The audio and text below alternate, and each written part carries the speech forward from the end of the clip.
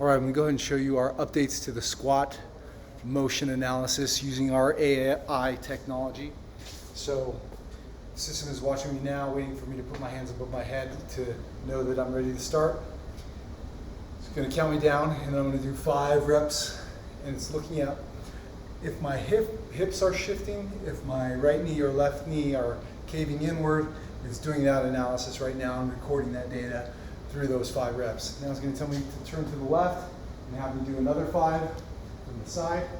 And it's looking at things like, the angle between my lower leg compared to my trunk angle, making sure there's not trunk collapse.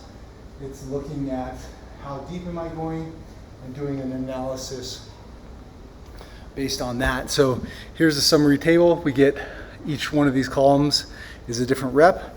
And so you can see for the max depth was pretty consistent around 21 to 22 inches. There's also, it also records hip shift. So that's if my hip is shifting to the right or to the left.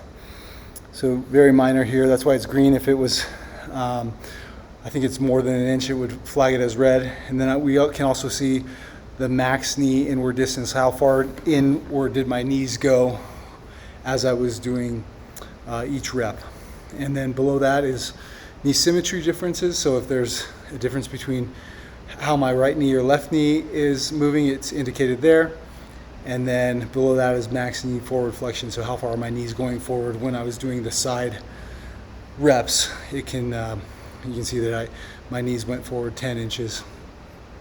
And then we also see minimum trunk angle and minimum calf angle, and then we have a difference between those two. So you want those pretty close.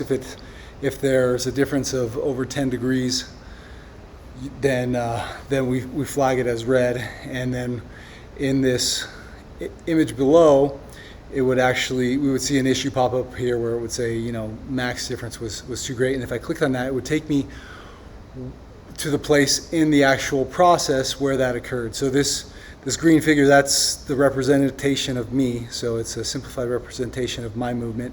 So you can see I do the 5 reps, and you can see my depth throughout the movement. So down here I'm at 19.5 inches, and you can see that number change as I'm kind of scrolling through the movement.